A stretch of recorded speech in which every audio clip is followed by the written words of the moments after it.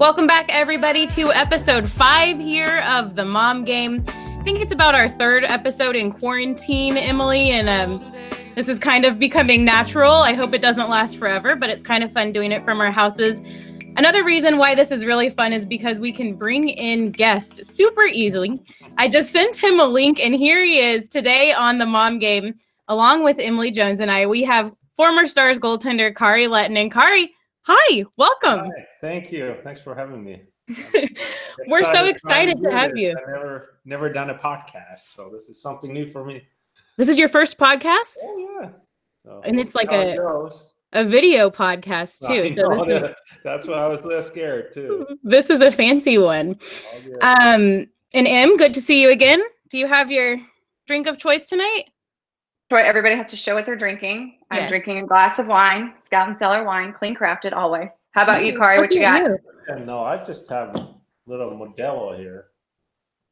Oh, fancy. Pretending like you're in Mexico. We do that sometimes in our backyard.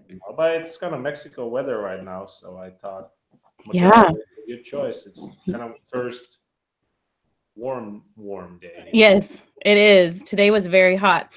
So first of all, Kari, we'll just kind of set the scene with you a little bit, and then we'll get into a bunch of kind of dad life stuff. Since this is the mom game, right, you can weigh in on mom today. So. You're joining the moms today. But just for people who may not know, you were the Stars goaltender for a really long time, and it's been about 2 years now that you've been retired from the NHL. So what has that transition been like for you? Can you just catch us up on where you are now?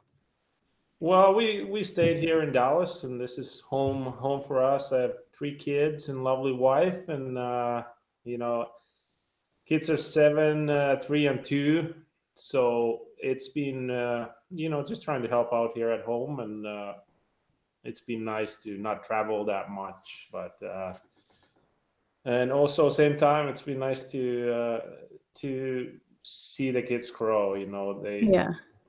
I started with the 0, 1, and I don't know, Mikko was I guess 5 when I retired. So now I've been able to see especially those 2 little ones to get bigger and it's probably right. It's probably just been like completely night and day because y'all schedules as players is so busy, so intense, and now you're pretty much, I know you obviously are busy. Back before things were quarantined, you were busy. You were able to go have your hobbies, do this and do that, but just how different is it being home with the kids all the time? Because it's like night and day, I can imagine, for you.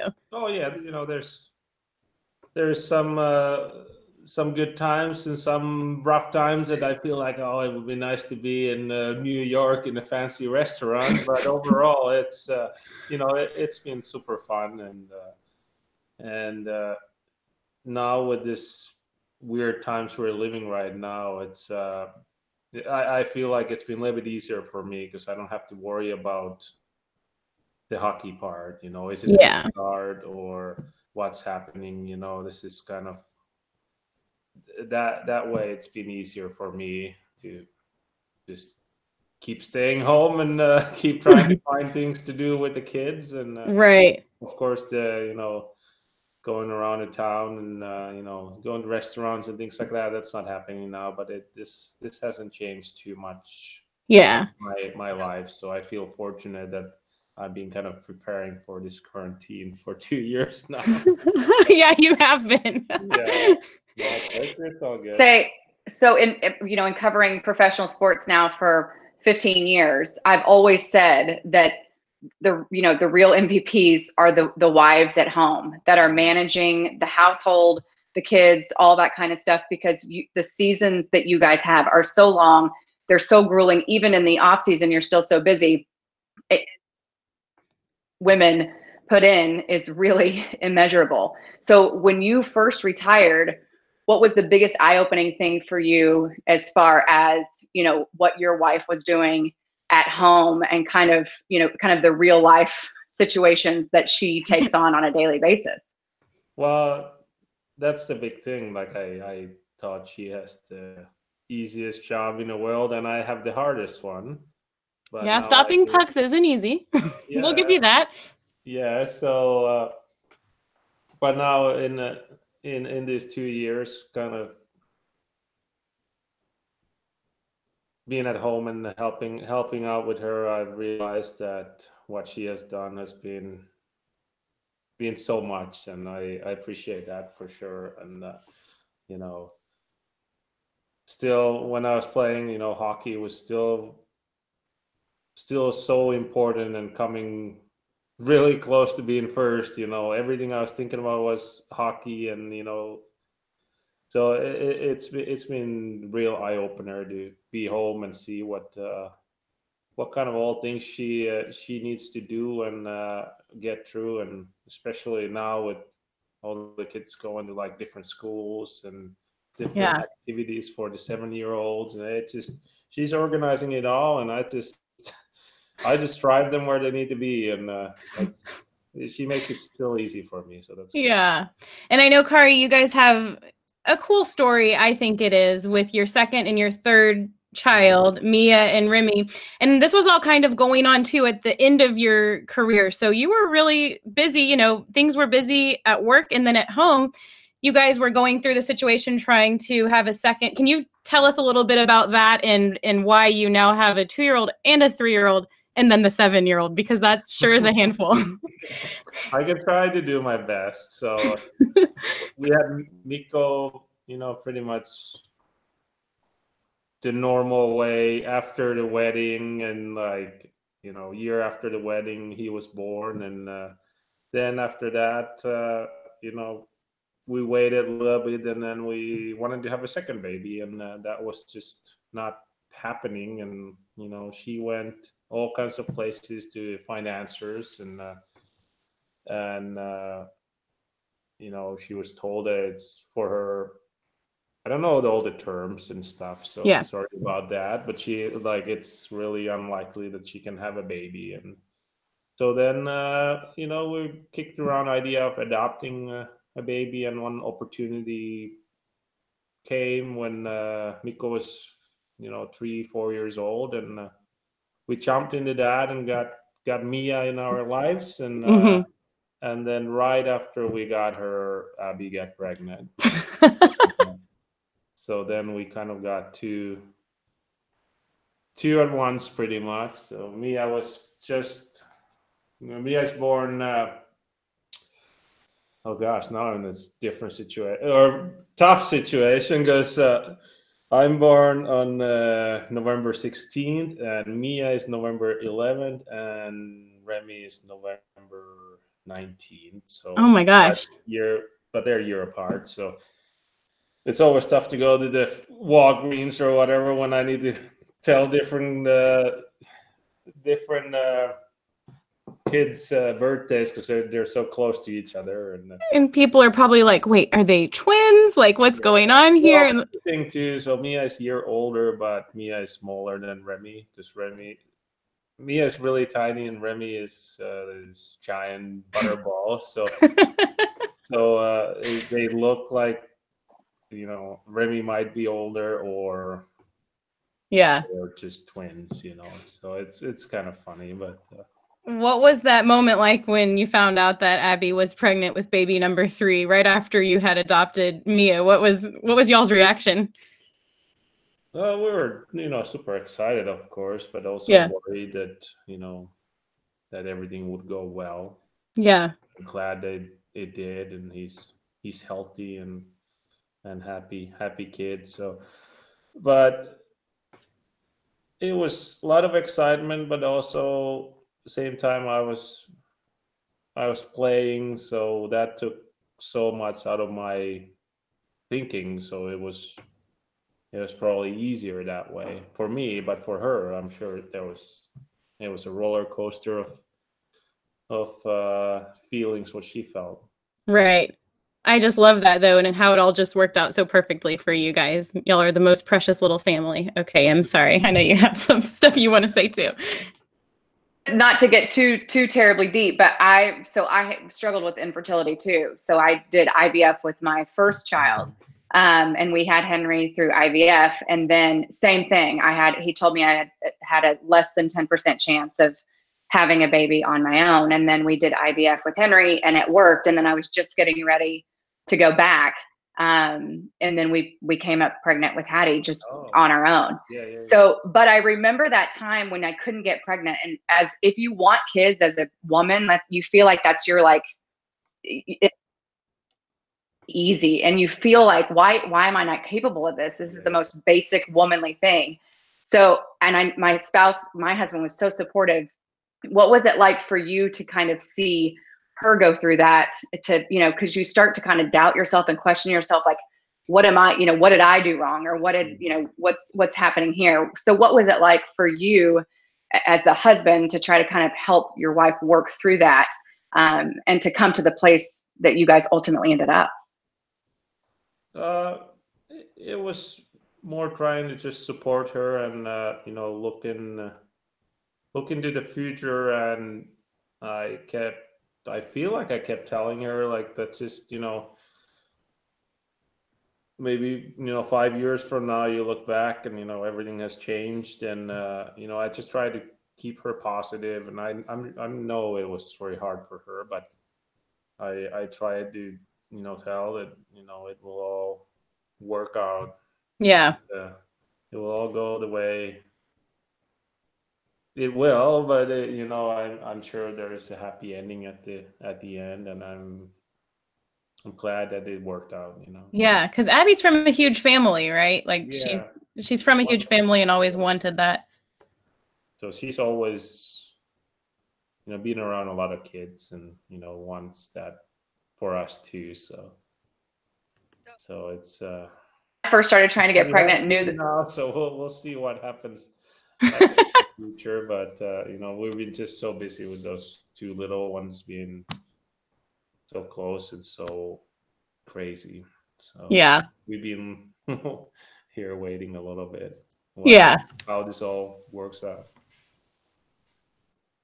Real talk right fast. So when I first started, doing the whole IVF process and dealing with infertility, you got jacked up on all kinds of medication that made me batshit crazy. Did you deal with that? Did y'all go through that process to where she took a bunch of meds and acted like a lunatic? Or was that just me? No.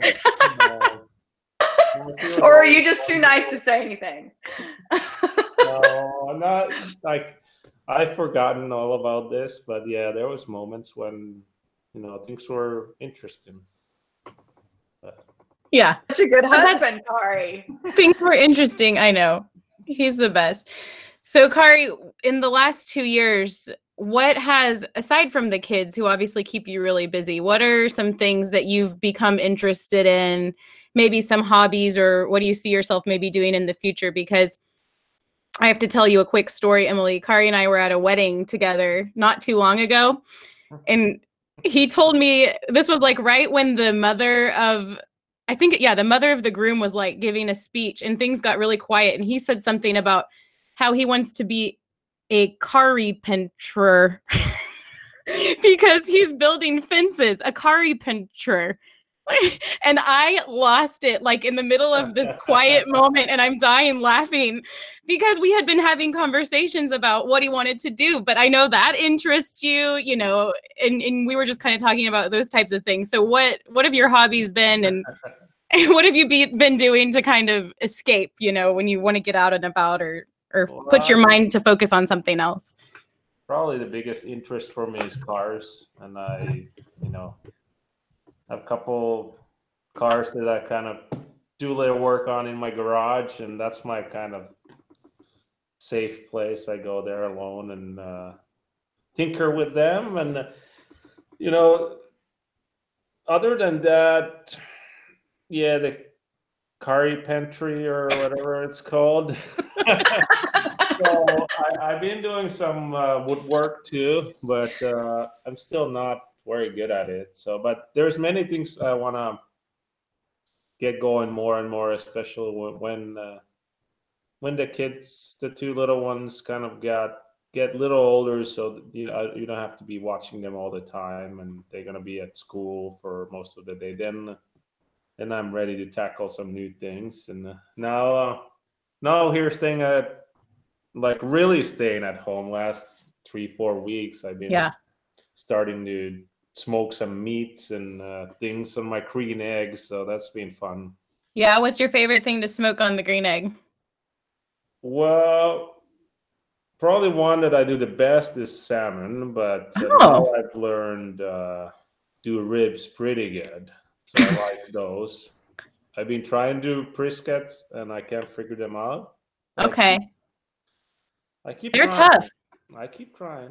Yeah, they've been tough and not good. Literally tough. So I will tell you, my husband he's been struggling it so hard, and just this past weekend he smoked one. An alarm for 1 a.m. and he went and did something at 1 a.m. to make this, but it was really, really good. So I'll get your contact info from Julie, and I'll figure out the recipe and I'll send it to you. And I also want to put in a pre-order for like the first dining room table you ever make as a Kari printer. I wouldn't get the first one. He said he was going to come fix our fence because we have a really old fence. And he said he'd come do it and he'd give us a good deal, and then we'll advertise for him and say, who needs a Kari pincher? Look what he can do for you. Like, how cool would it be to have Kari Lehtonen come fix your fence? Opportunities available, Kari, here on the Mom Game podcast.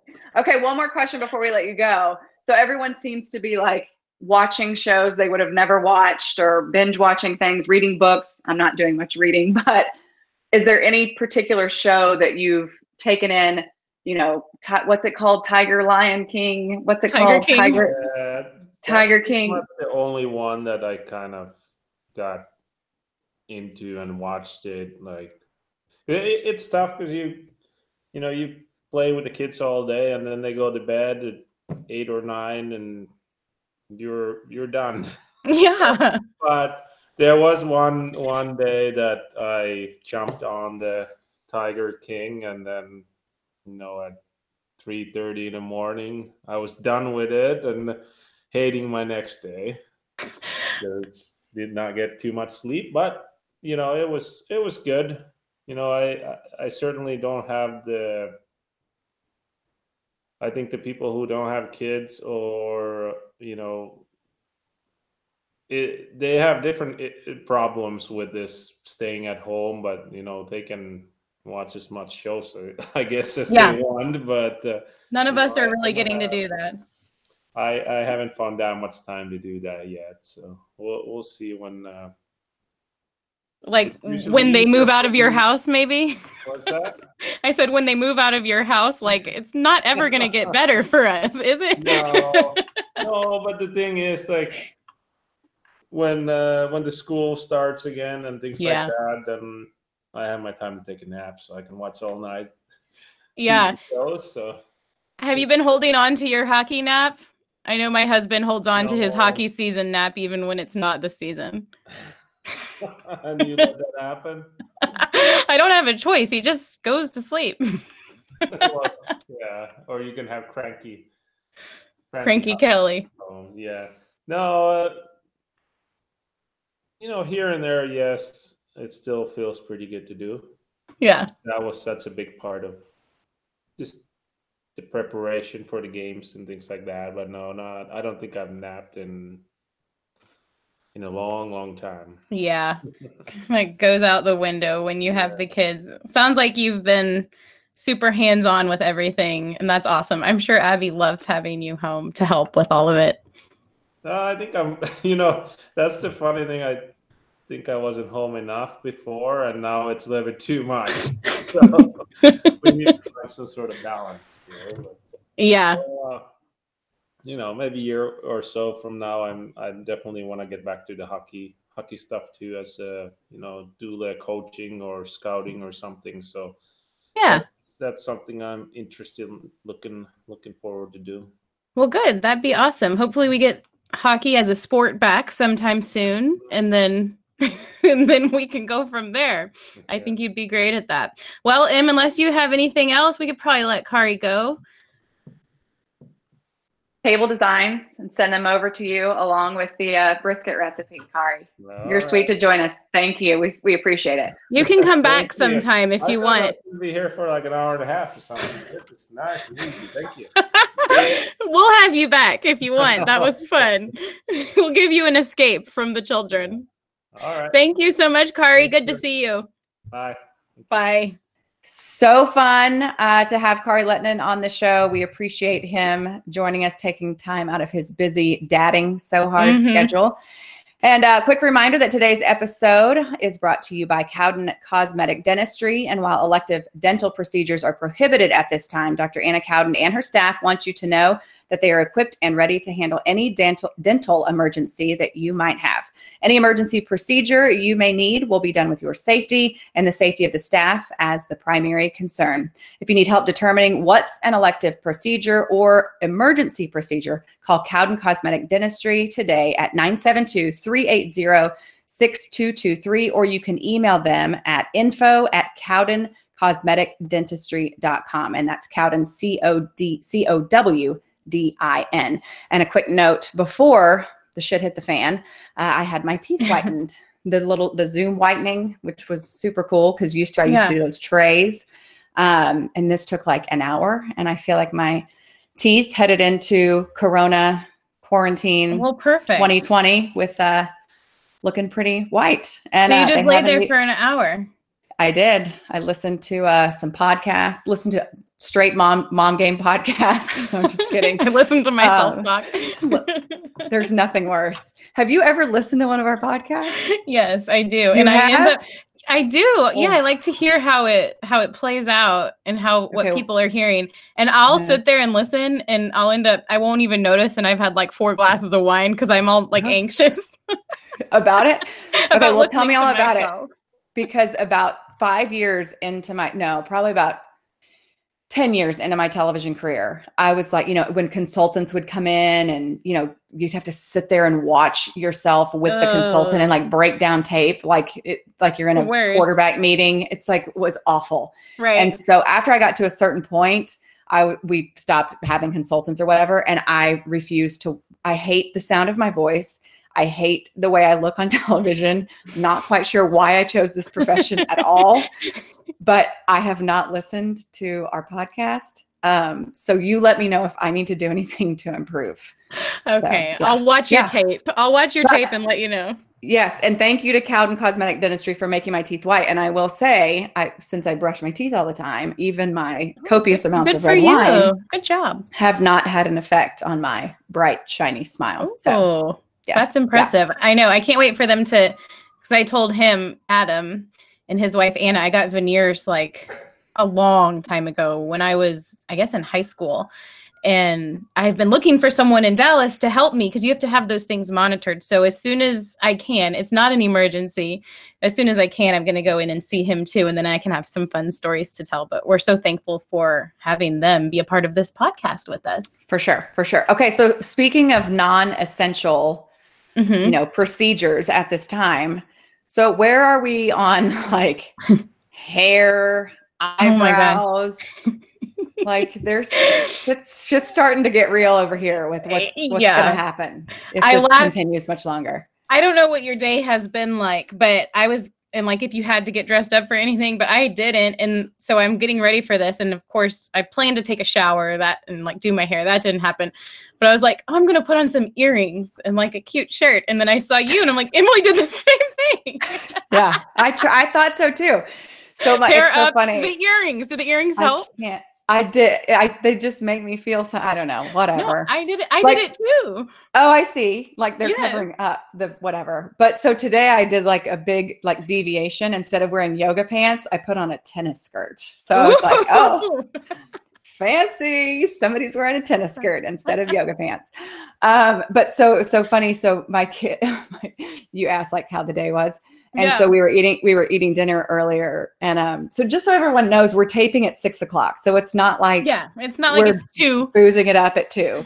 Not that there's anything wrong with that.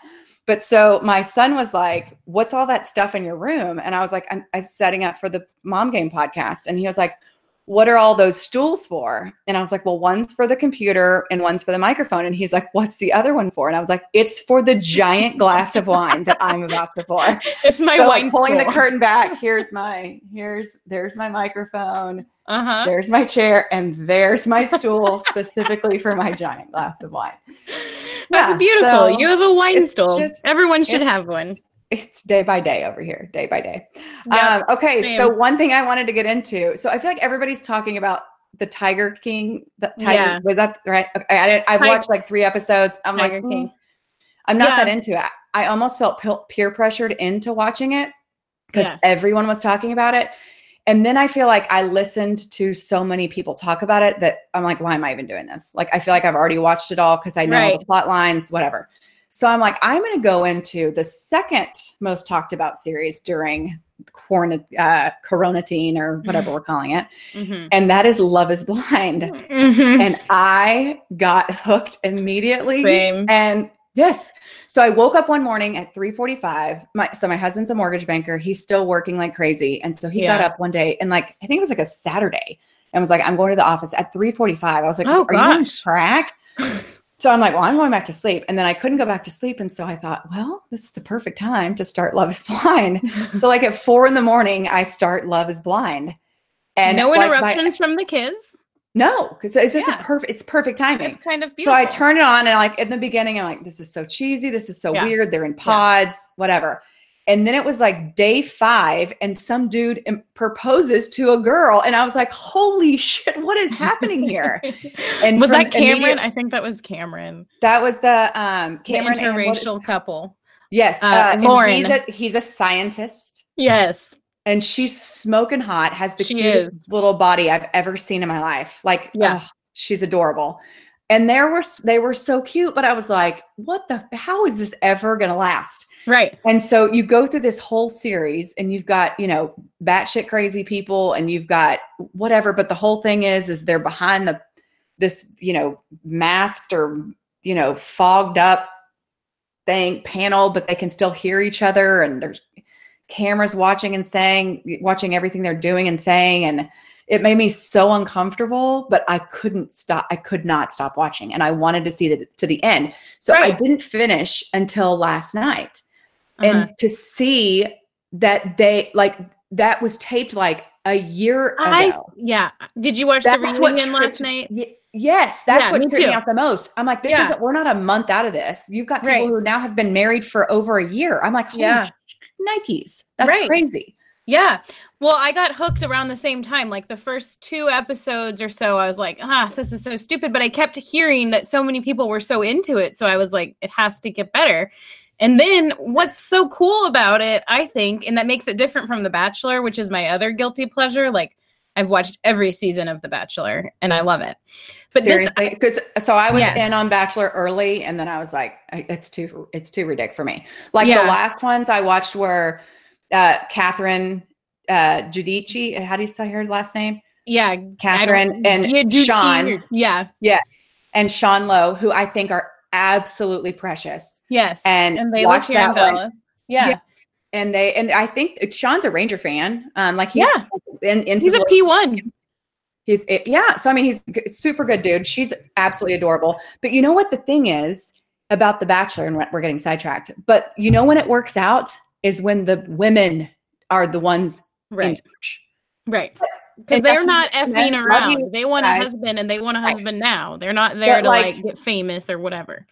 I feel like that's when things go right is when, and I'm not bashing the dudes. I'm sure there are great bachelors out there, but I feel like the odds are way better when it's the Bachelorette instead of the Bachelor. Yeah. Well, anyway, I dropped on the Bachelor. Proven. Yeah. Yes. Scientifically. I stuck with it for the most part. Like now it's part of my life. But why I feel like Love is Blind almost was like better. Maybe I'm getting a little bored with The Bachelor because it's the same thing over and over and over and over and over. But Love is Blind, it's they have the Bachelor phase where it's like, they're doing the dating or whatever, and then they're out in the real world. And that's what we never get to see with The Bachelor. With The Bachelor, you see who they pick, and then it's like, well, see you later. And you never know how it really goes when they get into the real world. And that's what I want to know. So I loved that about this, and I loved how they set up the different scenarios. They're like, okay, first we're going to fly you off to Mexico and put roses on your bed and see if you guys all do it, or if you don't do it, whatever. And then from there, they fly them all to Atlanta, where I guess most of them were kind of from, is what I was trying to figure that out the whole time. But they put them in but they put them in the condos, and they're all neighbors. Anyway, so they go from one step. It's like they go on their vacation, and then they go and they live together, and then they go meet the families, which is always my favorite on The Bachelor. I love seeing the families and how everybody, introduces them to their life and if the families accept it or don't. So once it got to that part, I was really hooked. And then, of course, you just want to see if the couples make it or not. My only complaint about it was at the end, like the wedding ceremonies. That was terrible. I'm like, do you have to make them get all the way up there and then say, I don't? Like with the family watching and all of that. And they were like, these cookie cutter like wedding ceremonies in this like random like garden place, like a garden house or whatever. That part I didn't like, but I loved following it just to see if they made it or if they didn't make it. And I will watch again because it was renewed for another season. Oh, it was? Yeah. Okay, so totally brutal on the wedding thing. I completely agree. But then I think it's brilliant, and they won't be able to do it, I'm sure, in the second one because they waited so long to do the reunion. So to see the couples that were still married, cray, and then to see the one couple who they didn't do the wedding, but then they ended up together a year later. They were still together a year later. They weren't married, but they were still together. So I thought that was a really cool aspect. But I think in this instant gratification society now, there's zero chance they'll be able to get away with that anymore. Like there's no way. Right. To where they can wait that long between the end of the season, the airing of it, and then the actual reunion. I know. Like that long of a time. Yeah. It makes you wonder, like, are they still really, I mean, to make it a year and then do the reunion special, that's saying something. It's like, for sure. In The Bachelor, a lot of them will get engaged and then like 2 or 3 months in, they're out the door. They're like, we did our job. We, fulfilled our contract with ABC. Right. So yeah, that was interesting. I wonder why they had to wait so long to air it. I wonder if it was not planned. Like, I wonder if it wasn't planned like that.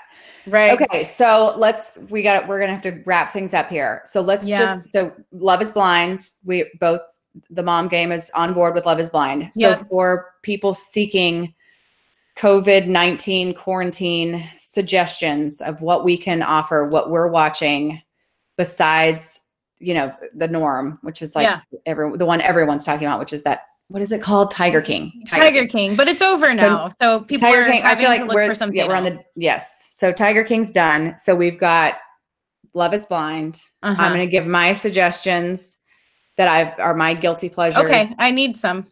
Okay, Summer House. It's these kids, they're in their 30s. They work in Manhattan, but they all summer in the Hamptons. So every weekend they go to the Hamptons. They have this house they all share. Okay. It's crazy. They're all, some of them are hooking up. Some of them aren't. People are fighting.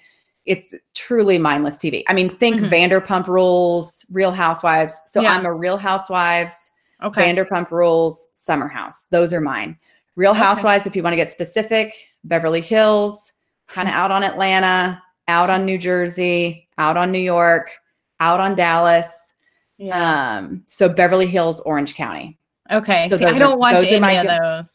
Oh, you might want to start. Really? Okay. And Vanderpump Rules is pretty good too. The little bit that I've seen, like I watched a little bit of the Dallas one because it was Dallas, and it was just like they're gross. It made my brain hurt. I just get grossed out by people like that, Emily. But you know what? It makes me feel so normal. I'm like, oh my gosh, I'm not near as crazy as I thought I was. Because look at these people. Yeah, true. They're the crazy ones. I'm so normal. You are normal. Don't tell yourself any different. So normal. With my giant glass of wine doing a podcast. And that's why you're normal. No. So what about you? I don't have anything. I'm looking for something. I had recommended to me like a while ago, Working Moms. On Netflix. Started that. Yeah, so I watched that last night for the first time because I finished the Love is Blind reunion and I was sitting there alone and it wasn't quite time for me to go to sleep. And I was like, I need something. So I just watched one episode of that and it was really, really funny. It's cute. Yeah. Dana Larson, our friend Dana, tipped me off to Working Moms, and I watched a little bit during the baseball season. It's cute. Okay, what else? Other than that, any other? That's all you got? I need some more. I don't know. Okay. I was thinking about watching Schitt's Creek because you told me to. Yep, and I'm done with that too. Like, I'm running out of stuff. Yeah. So we need suggestions. Okay, so for our little community is growing. This is what we talk about every episode. What we're trying to do is we're trying to build our little community, and we want you to be a part of it. We want this to be interactive. We want you to tell us what you think of us, just if it's positive. Just kidding. We're too fragile for negativity. Right. No, just tell us, if you have ideas, or if there's something you want us to discuss, or if there's a topic you want us to challenge. We like to have fun, but we also can talk about serious stuff. We talked about, IVF today and fertility and all that kind of stuff with Kari. Yeah. So we want you guys to be a part of it. So the easiest way to do that is to follow us on Twitter, which is @themomgame1. You'll see a cute little picture of Julie and I, our little show logo, and just message us or tweet us or whatever. Just start a conversation. We try to get to that and respond to as many people as we can. But we would love for you to be a part of our community. Tell us what you like that we're doing. Tell us if you want us to do something else. We're here to please. So let us know. Yeah. There's no better time than right now, right? Like, for sure. We all need each other. We all need that like social aspect of life that is probably missing. If you guys have any like dream guests that you want us to get on, let us know. We'll see what we can do. Because I loved having Kari on. I think we should keep having guests on like that, especially right now. These guys don't have anything else to do, right? Right. And Kari was so cute. He was like, "That's it? We're done? I thought we were going to be here for an hour." I know. And then I went to the bathroom with my mic on, apparently, and you guys could hear me, which is super awkward. You're fine. Yeah. Anyway. It was lovely. And let us know if we're missing out on any killer shows that we should be binge watching right now. Yes. All the things. All the things. Okay. Very good. All right. Here we go. Here comes an awkward dismount. Mom game out. Mom game out. See you next week.